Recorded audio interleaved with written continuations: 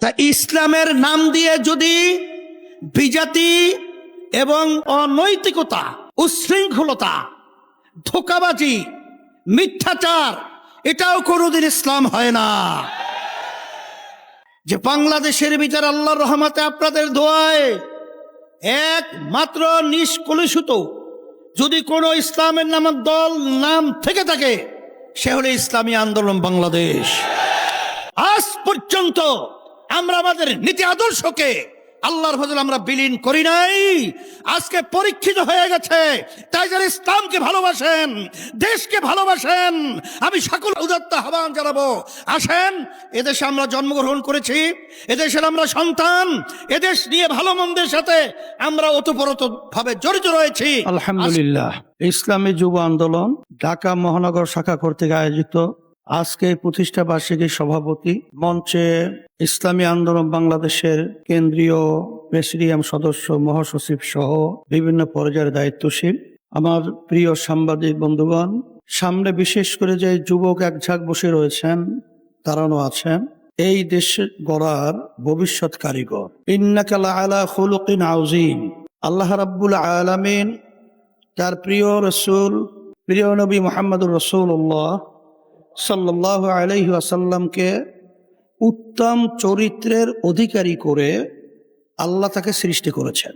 এই জন্যই আব্বাজান রহমাতুল্লাহি আলাইহি সহ আমাদের একটা মৌলিক গুরুত্বপূর্ণ স্লোগান রয়েছে, নীতি, ভালো নীতি ও ভালো নেতা চাই, এছাড়া জাতি দেশের মুক্তি নাই। ভালো নীতিও লাগবে আর ভালো নেতাও লাগবে। এছাড়া বাস্তবে আমরা যে এই রাজনীতি করি, আমাদের যে লক্ষ্য উদ্দেশ্য, কখনোই এটা বাস্তবায়িত ইতিহাসে দুনিয়া কোনোদিন হয় নাই আর কোনোদিন হবে না। বর্তমানে বাংলাদেশের যারা নাকি আওয়ামী লীগ, বিএনপি, জাতীয় পার্টি সহ অন্যান্য আদর্শ নীতি আদর্শ নিয়ে রাজনীতি করে, তারা তো ইসলাম নীতি আদর্শ বাস্তবায়ন করবে এই কথা বলে তারা রাজনীতি করে না। কিন্তু আবার কিছু ইসলামের নামে দল রয়েছে।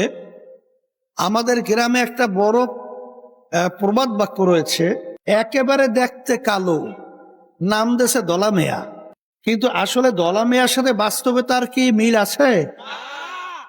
তাই দলা মেয়া কয়ে যদি কালো মেয়াকে চালানো হয়, তাহলে কালো মেয়া কোনোদিন দলা মেয়া হয় না।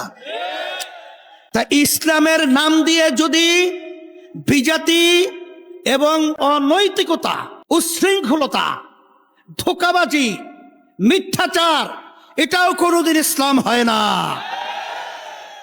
এই জন্য আমি বলবো, আজকে বাংলাদেশের মধ্যে একেবারে দিনের মতো পরিষ্কার হয়ে গেছে যে বাংলাদেশের বিচার আল্লাহর রহমতে আপনাদের দোয়ায় একমাত্র নিষ্কলুষিত যদি কোনো ইসলামের নামক দল নাম থেকে থাকে, সে হলো ইসলামী আন্দোলন বাংলাদেশ।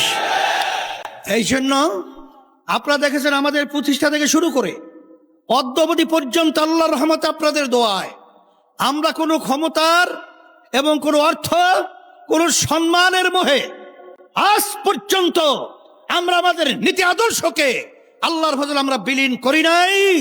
আজকে পরীক্ষিত হয়ে গেছে।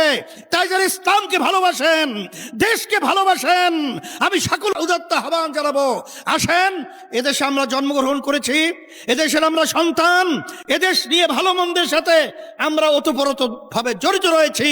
আসেন, আমরা 54-55 বছরে আমরা দেখেছি যাদের কাছে আমরা দেশ সুন্দর পরিচালনার জন্য আমরা রেখেছিলাম, আসলে গ্রামে একটা কথা রয়েছে, শ্রীগালের কাছে মুরগি আমানত, বর্গা হেফাজত রাখার মতোই বাস্তবতা হয়েছে।